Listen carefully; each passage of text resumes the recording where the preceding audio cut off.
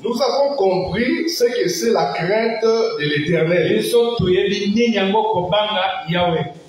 Lorsque la parole de Dieu parle ici de la crainte, frère Madame dit, lorsque une question est posée dans la Bible, il faut que la réponse vienne également de la Bible.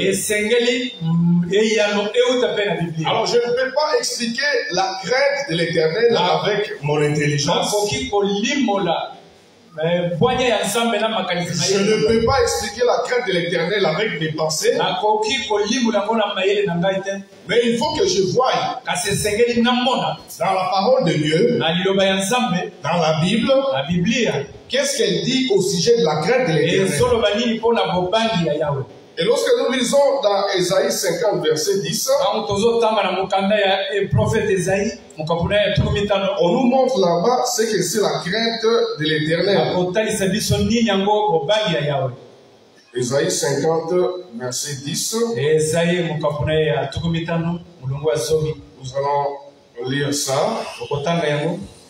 Dans Ésaïe 50, verset 10, on dit, quiconque parmi vous craint l'Éternel. Quiconque parmi vous, tel que nous sommes là, qui peut dire qu'il craint l'Éternel? Amen. Qui peut dire qu'il craint l'Éternel? Alors on dit, quiconque parmi vous qui craint l'Éternel, qu'il écoute la voix de son serviteur. C'est lorsque vous écoutez la voix d'un serviteur de Dieu que vous craignez Dieu. Vous ne pouvez pas dire que vous craignez Dieu si vous n'écoutez pas la voix de son serviteur. Alors ici, il ne s'agit pas de n'importe quel serviteur. Je parlais avec une de mes collègues au sujet de la crainte de Dieu. J'ai dit, tu crains Dieu seulement lorsque tu écoutes la voix de son serviteur. Alors elle me dit, notre pasteur aussi est un serviteur. Lorsque j'écoute notre pasteur, je crains Dieu.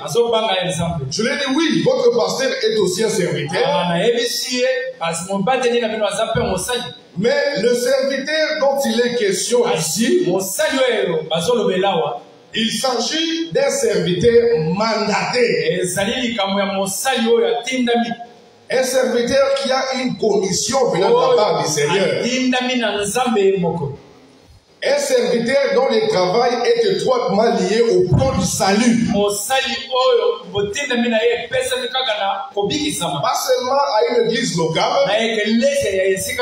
Frère Franck explique, il dit son mandat doit être directement lié au plan du salut. Il s'agit ici d'un serviteur qui a reçu la commission venant de la part de Dieu. Ce n'est pas votre pasteur. Oui, c'est bien d'écouter les pasteurs. Mais la personne qu'il faut d'abord écouter ici, et que si vous l'écoutez, vous craignez Dieu, il s'agit d'un serviteur mandaté. Autant du frère Branham, c'était frère Branham. Mais frère Branham est déjà parti. Maintenant, c'est frère Franck. Dieu travaille actuellement avec frère Franck. Frère Branham avait reçu un mandat de la part du Seigneur. Son ministère avait été confirmé par Dieu avec des signes et des prodiges. Mes frères et sœurs, il est question d'avoir l'assurance de ce que tu crois. Lorsque vous priez, Il faut que tu sois sûr que ce que je crois et que là où j'ai pris, je suis dans les vrais. Si vous n'avez pas serviteur de Dieu, William Mayo, madame. Amen. Et lorsque Frère Madame est parti, il nous a montré l'homme qui allait continuer le travail. Le frère Evad Frank. C'est uniquement lorsque vous l'écoutez que vous pouvez alors dire que vous craignez Dieu. Alors ici, écouter, ce n'est pas seulement écouter, mais c'est mettre en pratique. Amen. Tout ce que Ewald Frank dit. Jésus-Christ a dit, si vous m'aimez, vous garderez mes commandements. Donc il ne s'agit pas seulement d'écouter. Lorsque on écoute la parole de Dieu et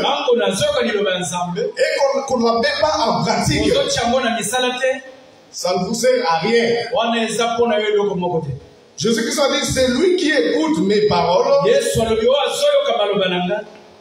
et qui ne les met pas en pratique sera semblable à un homme qui a bâti sa maison sur les sables. Et lorsque les tempêtes viennent, sa maison va s'écrouler. Mais celui qui écoute mes paroles et qui les met en pratique sera semblable à un homme qui a bâti sa maison sur un roc. Amen. Et lorsque les tempêtes vont venir, sa maison ne pourra pas s'écrouler. Donc lorsque vous écoutez la parole de Dieu et que vous ne la mettez pas en pratique, Jésus-Christ a dit, vous êtes semblable à un homme qui a bâti sa maison sur les sables. Donc vous ne pouvez pas résister aux tempêtes, aux tentations. Nous sommes en train de parler du combat spirituel. Amen. Nous allons comprendre quelles sont les choses qui puissent permettre au diable ou au serpent de nous mordre. Il y a des choses qui puissent permettre au diable de vous mordre. Nous sommes en train d'étudier dans cette étude les stratégies du diable. Quelle est la ruse que le diable utilise pour combattre les enfants de Dieu? Frère Franck, dans sa prédication du mercredi, de la semaine passée, le mercredi 23 novembre, il dit, je voudrais vous montrer comment une malédiction peut s'abattre sur les enfants de Dieu. Quelqu'un désire nous montrer. Amen. Nous sommes des enfants de Dieu. Mais comment est-ce qu'une malédiction peut s'abattre sur les enfants de Dieu? Alors, Frère Franck cite trois choses. Il dit, et quand est-ce que le serpent peut mordre? Comment est-ce qu'une malédiction peut s'abattre sur nous? Bien que nous sommes des enfants de Dieu. Et quand est-ce que le serpent peut nous mordre? Il dit, le plus important que nous trouvons lors du voyage du peuple d'Israël en Égypte,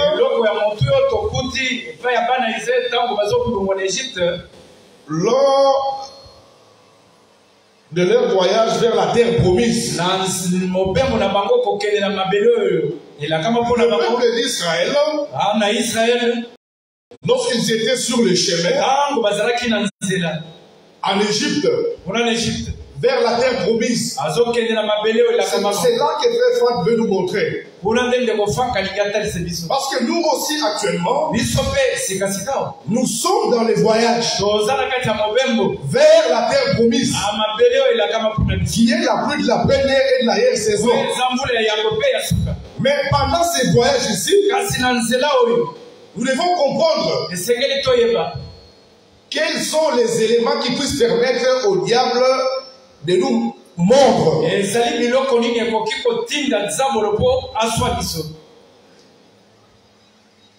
Il dit ceci: le peuple d'Israël en Égypte, ils se mirent à murmurer jusqu'à qualifier la manne céleste de cette nourriture misérable.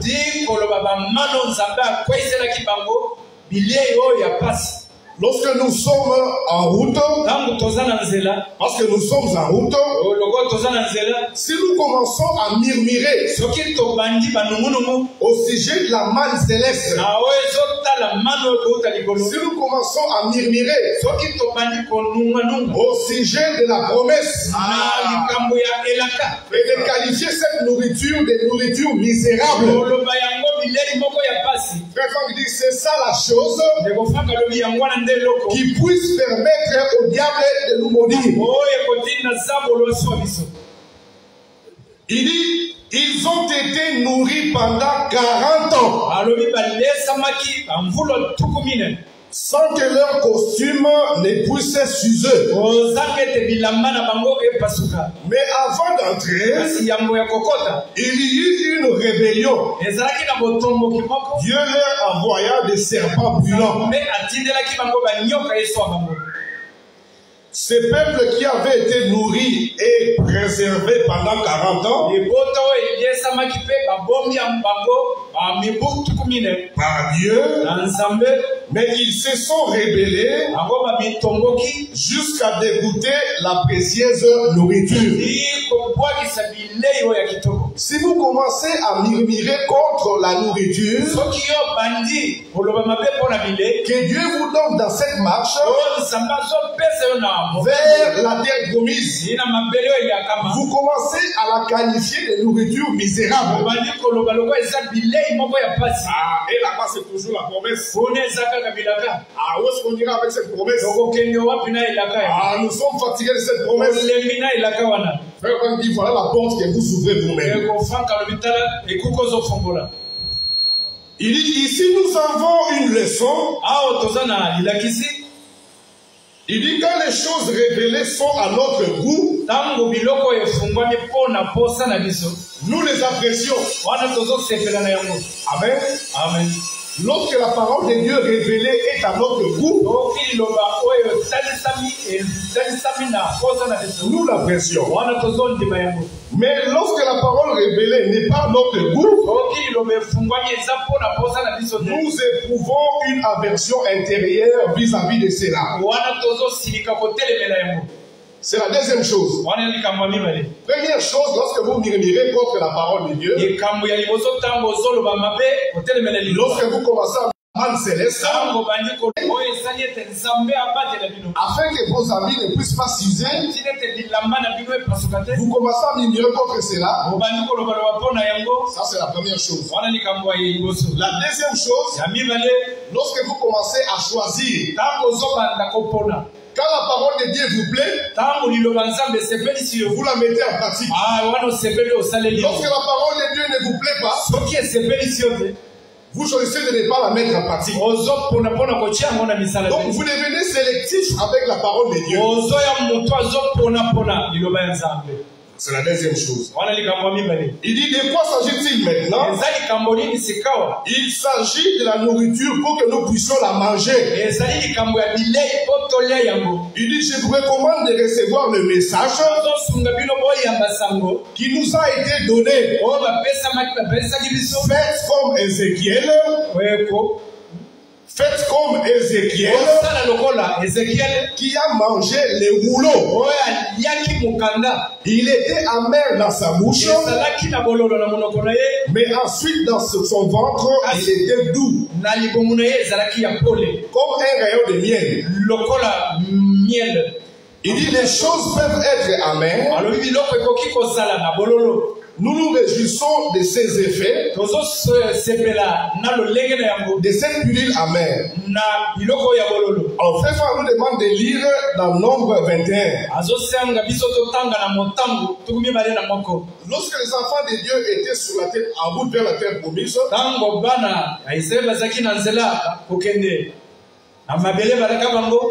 nous montre ici trois choses. La première chose, c'est qu'ils ont murmuré contre la parole de Dieu. La deuxième chose, ils ont commencé à murmurer contre le serviteur de Dieu. Aaron et Myriam avaient commencé à murmurer contre Moïse. Moïse était le serviteur de Dieu mandaté. Il avait commis un péché. Mais Aaron et Myriam s'étaient mis à murmurer, à critiquer Moïse, à dire, est-ce que Dieu parle seulement à travers Moïse? Non, pas de nous aussi. Dieu s'était fâché. Tel que nous sommes là, si vous apprenez qu'un frère ou une sœur a péché, la Bible nous dit, si ton frère a péché, va murmurer. Si ton frère a péché, va raconter cela à un autre frère ou à une sœur. Si ton frère ou ta sœur a péché, va le voir.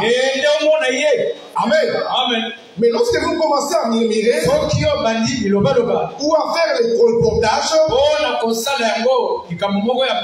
prenez garde que vous-même en cherchant à corriger les frères, que vous commettiez aussi un péché. Votre soeur ou votre frère a péché, et vous cherchez à les corriger, mais parce que vous avez mal procédé, vous-même aussi, vous commettez encore un péché. Ce sont les choses qui le portent dans les combats spirituels. Les choses qui puissent permettre au diable de nous frapper. Alors la troisième chose, c'est ne pas mettre en pratique la parole de Dieu. Lorsque nous ne mettons pas en pratique la parole de Dieu, ou que nous devenons sélectifs, il est étonnant de voir comment est-ce que les gens font les choses actuellement. Vous expliquez à un frère ou à une sœur que sœur, ça ce n'est pas conforme à la parole de Dieu. Il dit ça ne me concerne pas. Alors qu'il faut s'humilier. Il faut reconnaître sa faiblesse. Frère, sœur, je sais que la parole de Dieu est contre ça. Pardonnez-moi, je me sens faible. Je n'arrive pas. Priez pour moi. Frère Franck a considéré l'écriture de Jean chapitre 4. Nous allons nous également considérer ça. Jean chapitre 4. À partir du verset 34.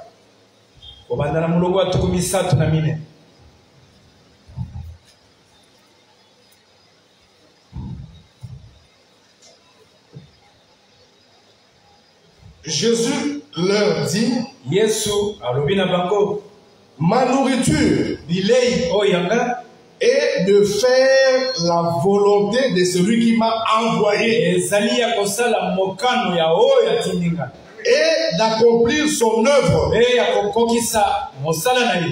Donc, notre nourriture, ce sont les deux choses-là. Première chose, on dit accomplir la volonté de celui qui m'a envoyé. Deuxième chose, d'accomplir son œuvre. L'œuvre de Dieu, nous trouvons ça dans Jean chapitre 6, à partir du verset 29.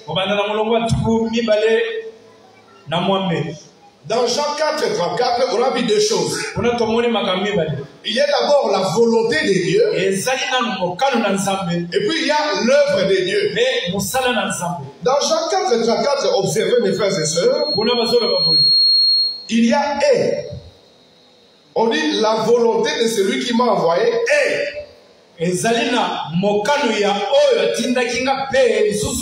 et conjonction de coordination. Et d'accomplir son œuvre. Ça veut dire deux choses distinctes. Premièrement, c'est d'accomplir la volonté de Dieu. Ensuite, accomplir l'œuvre de Dieu. Ici, on voit que c'est deux choses distinctes. La volonté de Dieu, nous la trouvons dans Jean 6, verset 29. Jésus leur répondu, l'œuvre de Dieu, c'est que vous croyez en celui qui l'a envoyé. Lorsque vous croyez à la personne que Dieu a envoyée, automatiquement vous avez accompli l'œuvre de Dieu. Et la Bible dit, lorsque vous accomplissez l'œuvre de Dieu, vous craignez Dieu. Amen. Parce que l'envoyé de Dieu dit les paroles de Dieu. L'envoyé de Dieu vous dira la promesse pour votre âge. Et lorsque vous la croyez, vous naissez de nouveau. Vous devenez enfant de Dieu. Dieu vous justifie. Et vous passez même de la mort à la vie. Mais maintenant observez, il y a autre chose. Il y a aussi la volonté de Dieu. Frère Madame dit que la volonté de Dieu est un mystère. Il dit la volonté de Dieu est un mystère. Il dit que dans l'Ancien Testament, lorsque les gens voulaient connaître la volonté de Dieu, s'il y avait un prophète, ils allaient consulter les prophètes. Ou bien par des songes. Mais s'il n'y avait pas de prophètes ni de songes, ils allaient consulter l'Urim et Thummim. Lorsqu'il y a une prophétie, lorsqu'un frère ou une sœur avait une idée, on portait la chose devant l'Urim et Thummim. Et lorsque l'Urim et Thummim brillaient, cela signifiait que c'était la volonté de Dieu. Dieu était en accord avec cette pensée ou cette prophétie. Et maintenant, frère Madame dit ceci. Il dit aujourd'hui, l'Urim et Thummim, dans la nouvelle alliance, il dit c'est cette Bible. C'est à l'intérieur de cette Bible.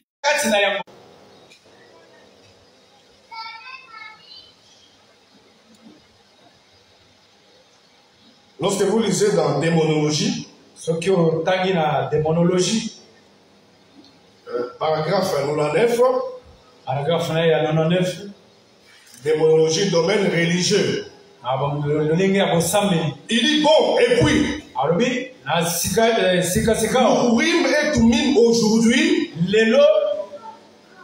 il dit c'est cette Bible. Voilà, montre la Bible.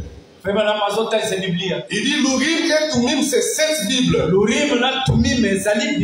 Il dit si quelqu'un a donné une prophétie ou un songe, et que ça ne concorde pas, ou ne se reflète pas dans la Bible de Dieu, c'est faux. Ne les croyez pas. Donc aujourd'hui, lorsque nous voulons connaître la volonté de Dieu, il faut que nous prenions la Bible, pas une partie de la Bible, mais la Bible à l'entièreté. Parce qu'aujourd'hui, c'est cette Bible qui est l'Urim et Tumim. Lorsque un frère vient avec une prophétie, ou une sœur vient avec une idée, ou un songe, si cela n'est pas conforme à la parole de Dieu, nous sommes obligés de rejeter cela. Parce qu'aujourd'hui, l'Urim et Tumim, c'est cette Bible. Donc nous trouvons la volonté de Dieu dans cette Bible. Alors pour que nous puissions accomplir la volonté de Dieu, nous sommes obligés de mettre en pratique toute la parole de Dieu. Pas seulement une partie, mais toute la parole de Dieu. Amen. Amen. Nous allons lire dans Matthieu 5, verset 19.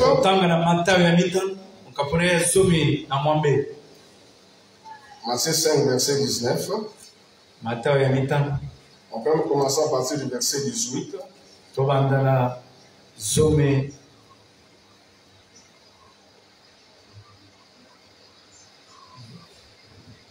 On commence à partir du verset 17.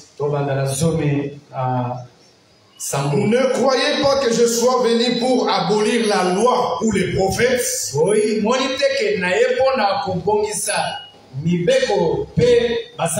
Je suis venu non pour abolir, mais pour accomplir.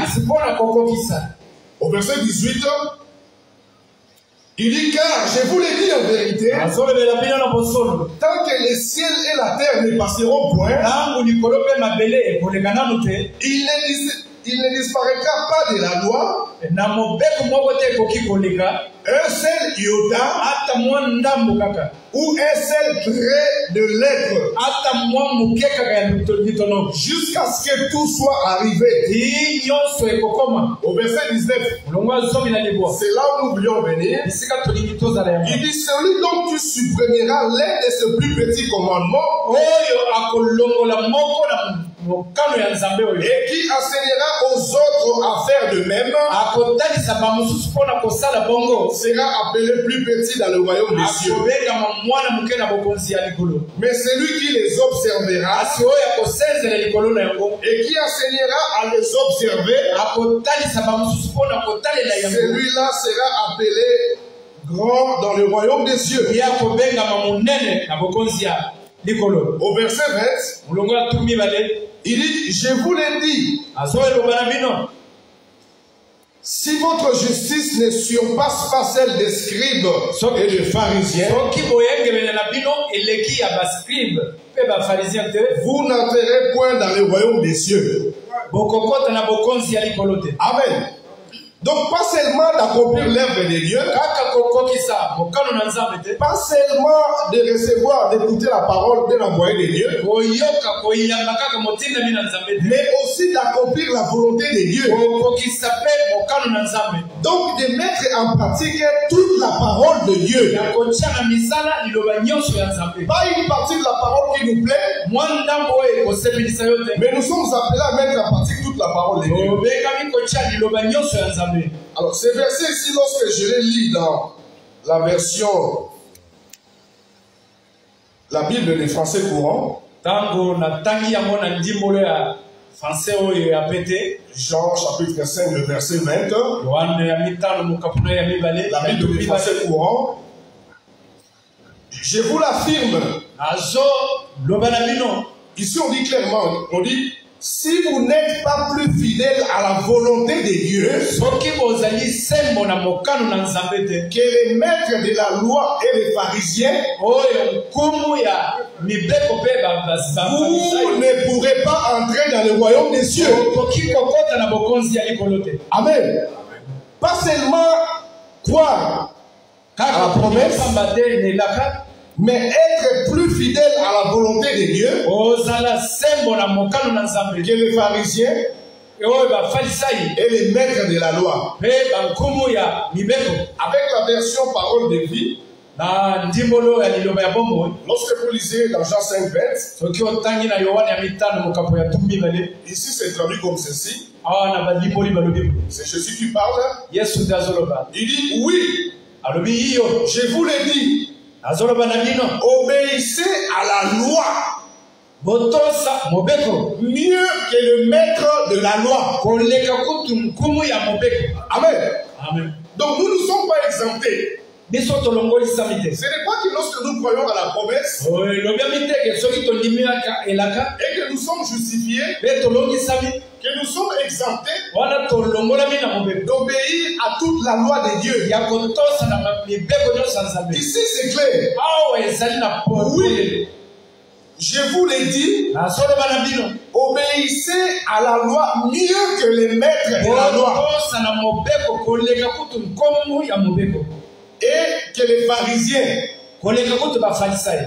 Donc obéissez à la loi mieux que les maîtres de la loi et les pharisiens.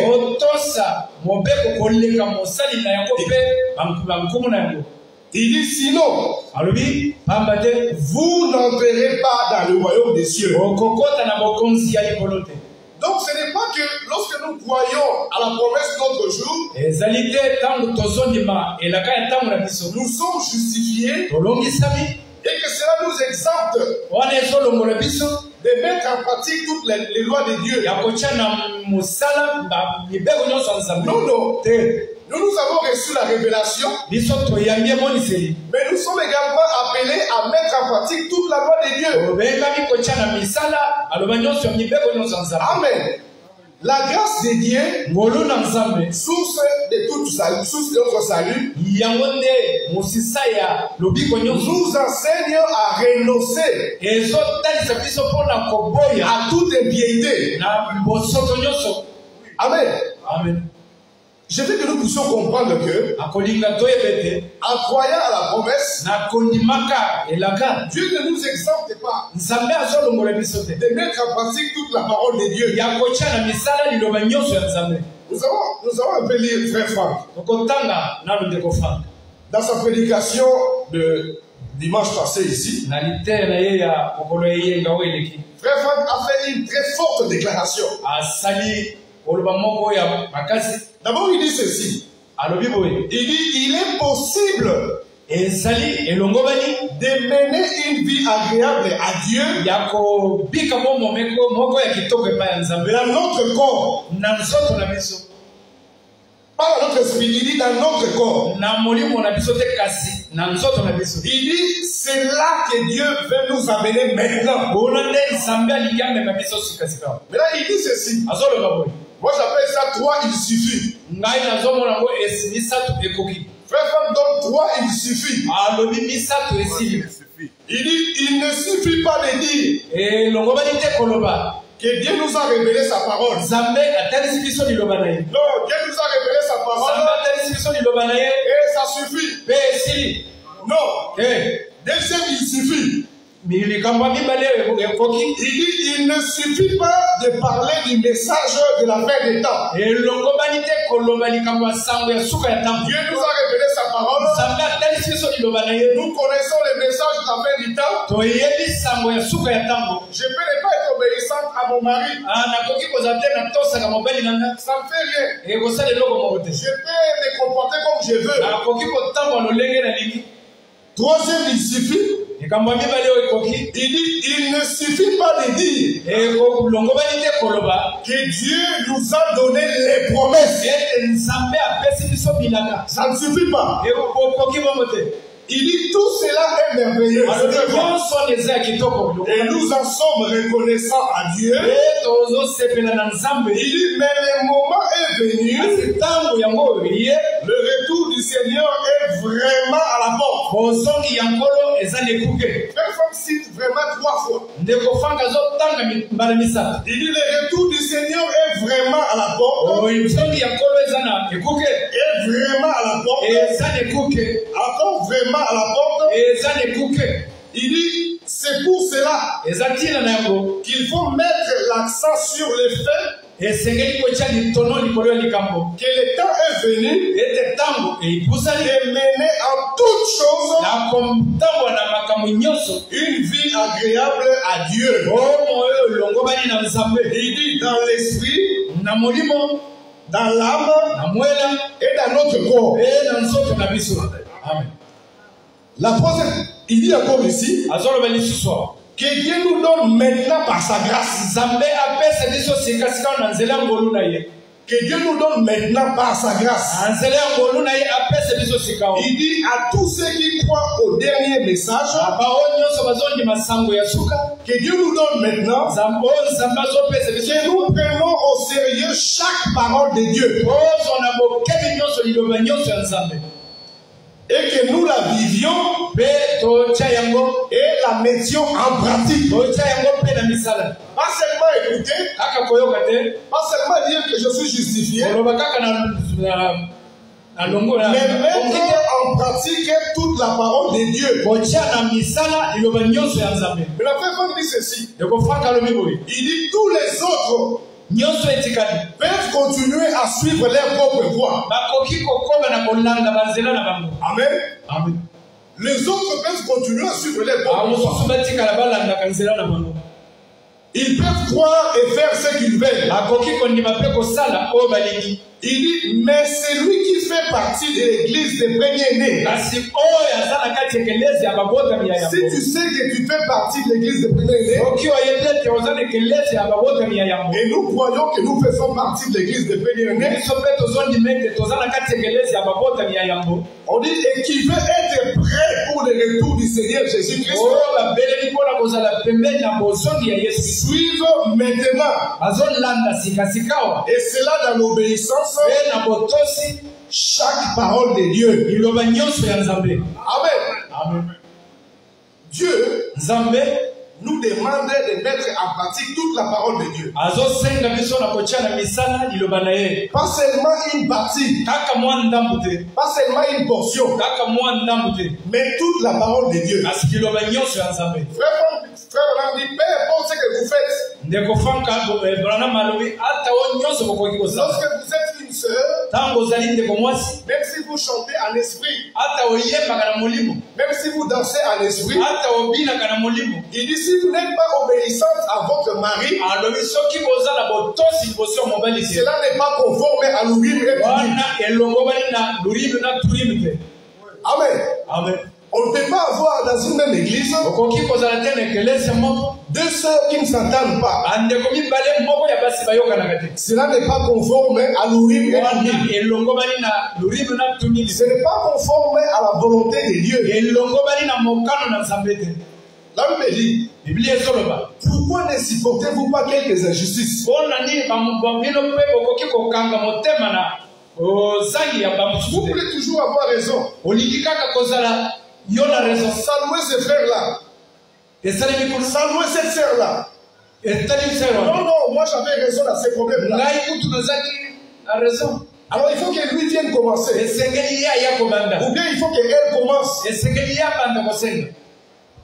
J'ai toujours dit aux gens, où est-ce que vous irez avec cette raison? Même si on dit que vous avez raison, où est-ce que vous irez avec cette raison? Lorsque tu es un commun avec un frère ou une soeur et que tu as raison, mais tu refuses d'appliquer la parole de Dieu, où est-ce que tu iras avec cette raison-là? La Bible dit, si ça ne dépend que de vous, soyez en paix avec tous. Amen. Amen. Nous sommes appelés à chercher à être en paix. Nous sommes appelés à mettre en pratique toute la parole de Dieu. Alors, il y a beaucoup de bénéfices qui sont attachés au fait de mettre en pratique la parole de Dieu. Lorsque vous mettez en pratique la parole de Dieu, la Bible dit que vous serez d'abord heureux. Amen. Amen. Ça veut dire que lorsque vous ne mettez pas en pratique la parole de Dieu, vous ne serez pas heureux. On va lire dans Luc 11, à partir du verset 28.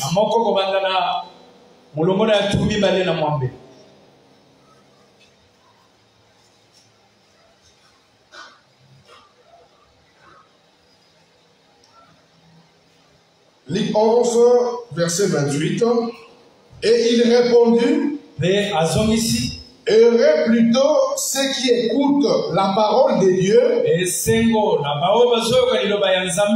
qui la gardent. Pas seulement écouter la parole de Dieu, mais aussi la garder. Voyons une pensée qui est un peu plus claire dans Jean 13, 17.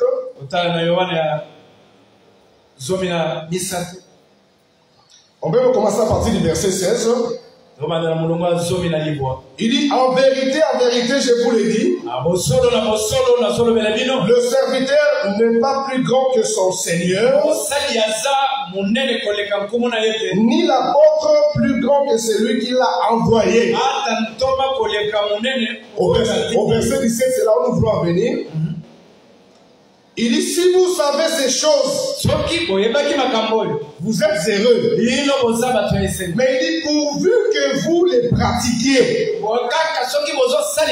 Pas seulement connaître la parole de Dieu, mais nous serons heureux si nous mettons en pratique toute la parole de Dieu.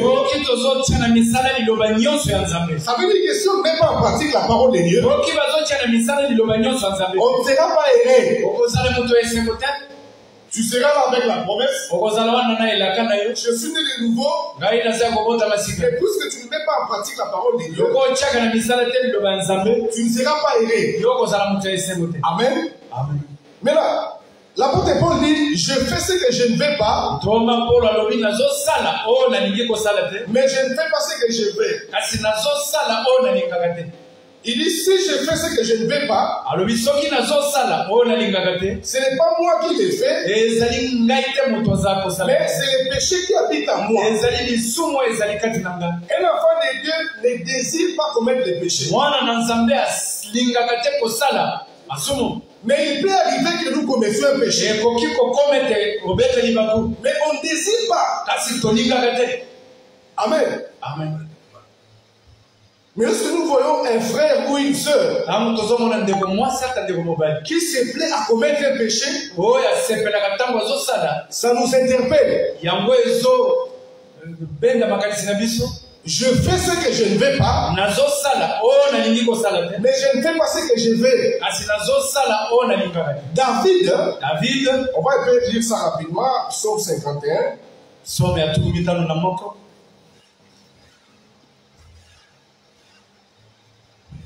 À partir du verset 14.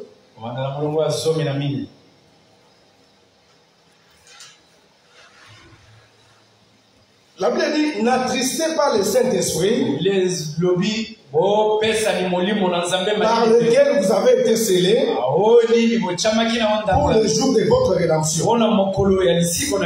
Mais lorsque vous commettez un péché, vous attristez le Saint-Esprit. Et lorsque vous attristez le Saint-Esprit, vous perdez la joie de votre salut. Ici dans Psaume 51, verset 14, David dit, rends-moi la joie de ton salut. Et qu'un esprit de bonne volonté me soutienne.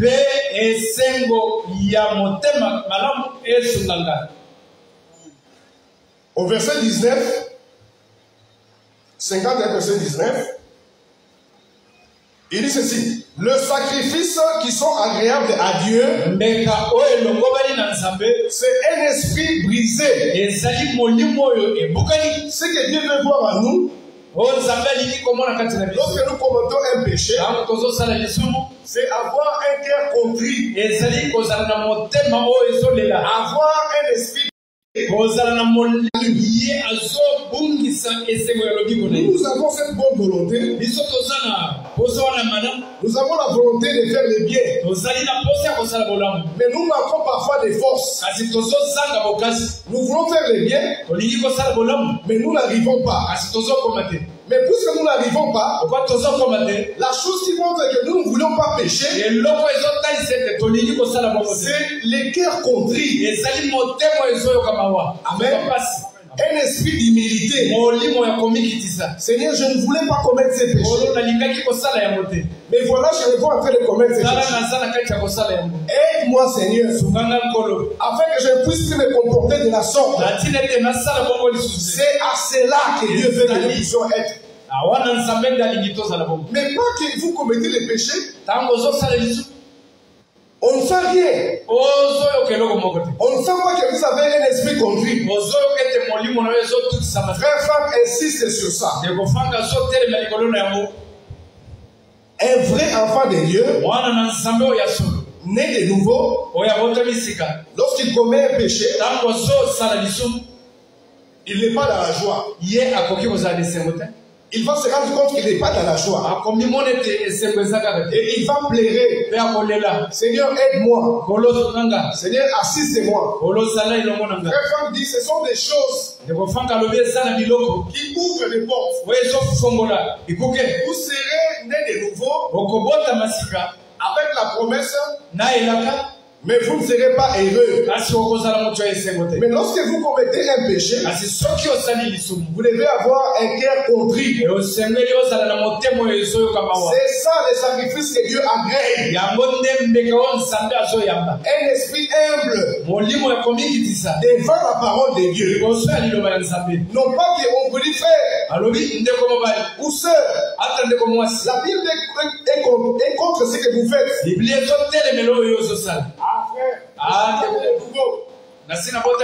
Cela me suffit. Nous ne sommes pas des gens qui croient à la grâce infinie. Frère Franck insiste sur ces versets. Lorsque nous lisons la 1 Thessaloniciens 5, au verset 23, nous allons finir par là. Que le Dieu de paix vous sanctifie lui-même tout entier. Et que tout votre être, l'esprit, l'âme et le corps, soient conservés irrépréhensibles lors de l'avènement de notre Seigneur Jésus-Christ. C'est lui qui vous a appelé est fidèle. Et c'est lui qui le fera. Dieu lui-même, qui nous a appelés, il a promis qu'il va nous sanctifier. Mais en attendant, il veut que nous puissions produire les sacrifices agréables. Que nous ne puissions pas nous plaire à commettre les péchés. Il faut que lorsqu'on voit un frère ou une sœur qui est né de nouveau, que vous reflétez quand même cela. Vous devez refléter. Réellement, vous êtes un frère ou une sœur né de nouveau. Par votre comportement, par votre habillement, en mettant en pratique toute la parole de Dieu.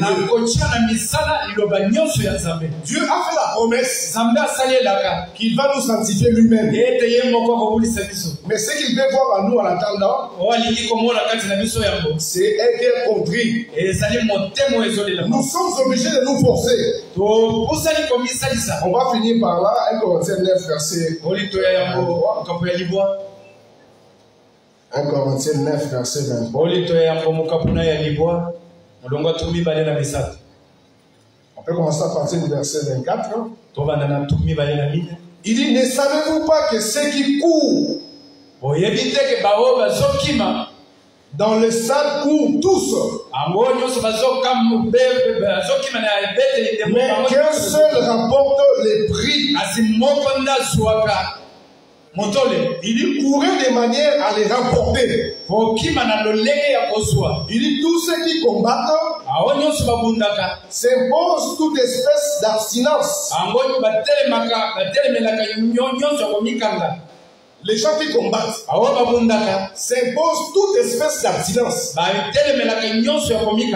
Mais ils le font pour obtenir une couronne corruptible.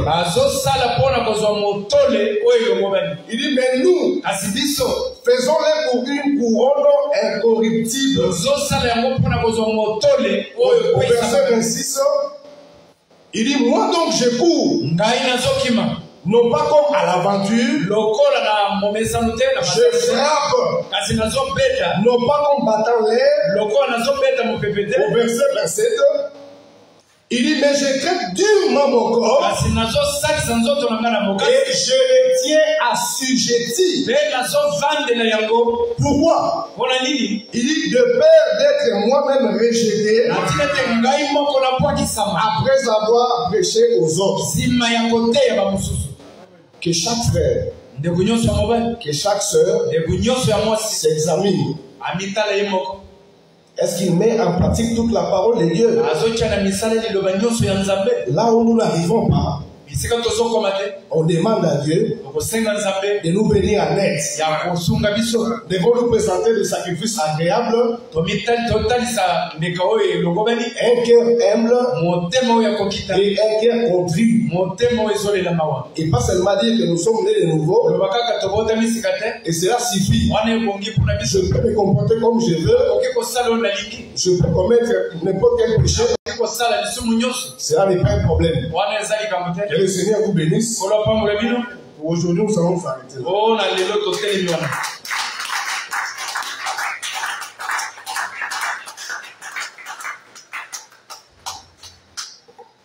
Que le Seigneur soit loué. Il bénisse notre frère Pacheli. Il est vrai qu'aujourd'hui, nous avons l'urine et le toumine. Si votre justice ne dépasse pas ceux des pharisiens, ici notre justice dépasse ceux des pharisiens. Parce qu'elle était justifiée, c'est justifié par les œuvres. Nous, nous sommes justifiés par la foi. La foi qui a le soubassement de la promesse. Et si notre justice dépasse les pharisiens, et c'est cette justice-là qui nous enseigne aussi à renoncer à toute impiété. Amen. Tout prédicateur qui passera ici, on va le tester par le rime et le toumine. Dans l'Ancien Testament, les enfants d'Israël avaient des manières de prouver les étrangers par un mot. On leur demandait de prononcer Shibboleth. Si tu n'arrives pas, on sait que tu es étranger. Alors les autres qui disaient Shibboleth et non de Shibboleth. Mais ici nous sommes bien enseignés. Nous prononçons bien Shibboleth. Que le Seigneur vous bénisse. Je vais inviter le pasteur Etienne pour dire la prière finale.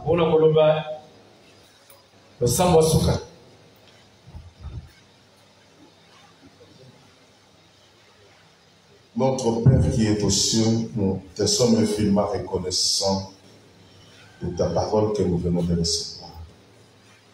Seigneur, nous voulons dire aussi comme le temps de Jésus sur la terre, un homme a parlé. Nous sommes tellement convaincus, Seigneur, que tu nous as dit des choses. Tous les sportifs se battent pour recevoir une couronne corrective, Seigneur. Ils se font toute une discipline. Mais à combien plus forte raison nous-mêmes qui espèrent à la couronne incorruptible qui est la transmutation de nos corps. Parce que ce jour-là, nous allons te voir tel qu'il est, tel que tu es, Seigneur. C'est pourquoi nous te demandons de nous aider. Parce que le vouloir et le faire, c'est toi qui as la capacité de le donner.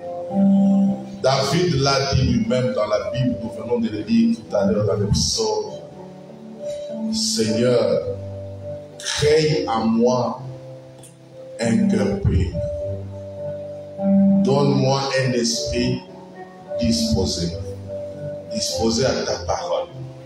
Le cœur doit être pur parce qu'il doit être purifié à ta parole. Et cette purification, Seigneur, c'est quand nous arriverons à mettre ta parole en pratique. Mais nous sommes des hommes dans cette chair. Il nous a toujours été impossible. Mais nous te demandons, Seigneur, de nous aider. Et cela viendra quand la sémence sera placée en nous. Et cette sémence de la parole produira totalement la vie de Dieu. Seigneur, si vous arriverez à le faire pour nous, nous serons tellement très heureux. Notre Père Céleste, nous te demandons de nous aider dans cette chair. Nous te demandons de nous aider maintenant parce que nous voyons que toutes les choses de la terre vont passer, mais la parole va y demeurer éternellement. Apprends-moi, Seigneur, à garder cette parole et à la vivre. Apprends-moi, Seigneur, à marcher dans la droiture. Apprends-moi, Seigneur, à manifester réellement ta sémence. Oh Dieu, je suis incapable. Pardonne mes erreurs, pardonne mes fautes, pardonne tout ce que j'ai commis dans le parler, tout ce que j'ai commis, Seigneur. Je te demande de nous regarder, nous tous, à travers le sang qui a été coulé ce jour-là sur le roi du Calvaire. Voilà, aujourd'hui, par cette prédication, Seigneur, tu nous ramènes encore à l'autel pour que nous puissions reconnaître nos torts devant de toi. Nous te demandons, Seigneur, de nous accorder toujours un cœur contrit, un esprit brisé. Parce que le brisement, c'est ça la vie des véritables enfants de Dieu. Mais ce brisement, Seigneur, commence en nous par la vraie repentance à ta parole et à la confession de la vérité. C'est pourquoi je te le demande de le faire. Bénis notre frère qui nous a parlé. Bénis le frère Gédéon qui s'est dépensé plus pour interpréter cette parole. Et bénis-nous parce que nous l'avons écouté. Nous te demandons, Dieu, de moindre cette portion de la parole dans notre âme afin que cela produise une vie. Nous te le prions. Bénis chaque frère et chaque sœur. Nous sommes arrivés à la fin de l'adoration. On va sortir pour retourner à la maison. Accompagne-nous dans le chemin de retour. Seigneur, malgré qu'on doit prendre des engins faits par le bédon, garde-nous jusqu'à l'arrivée à la maison. Merci notre Père. Nous osons encore dire qu'accorde-nous la grâce pour qu'on se voie encore le vendredi, pour écouter encore ta parole. Au nom du Seigneur Jésus-Christ. Amen.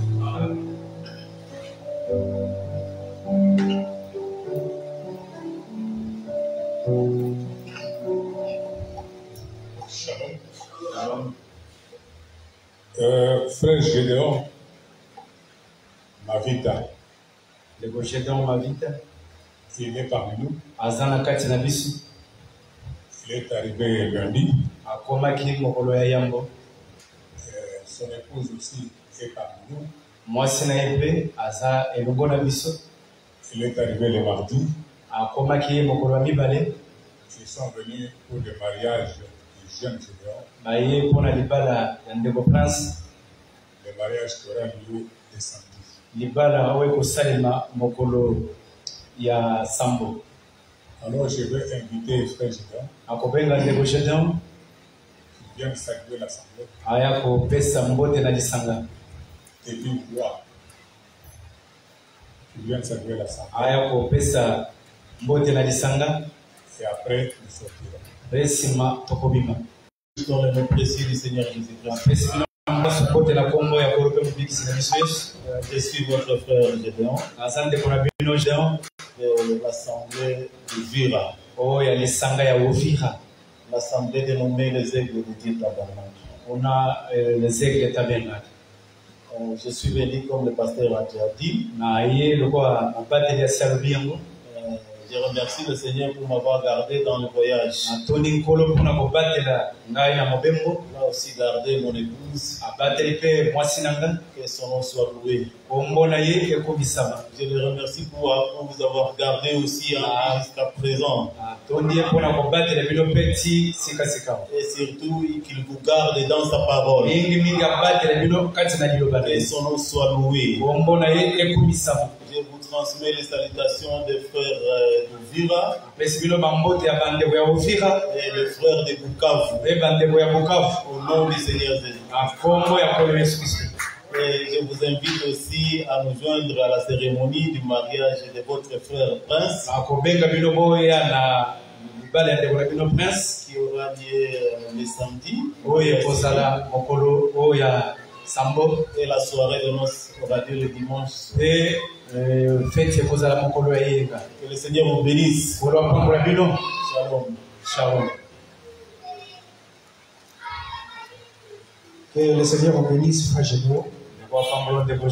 Nous sommes aussi très heureux de vous revoir encore. Nous sommes arrivés à la fin. Le frère Gémeaux va faire donner un cantique, nous serions en train de sortir. Shalom. Nawe Yesu aonyumba nikwao tekinas goya maisha yangu nifanane mimi nifanane oh nawe Yesu ao nyumba ao siku ya maisha yangu nifanane nawe.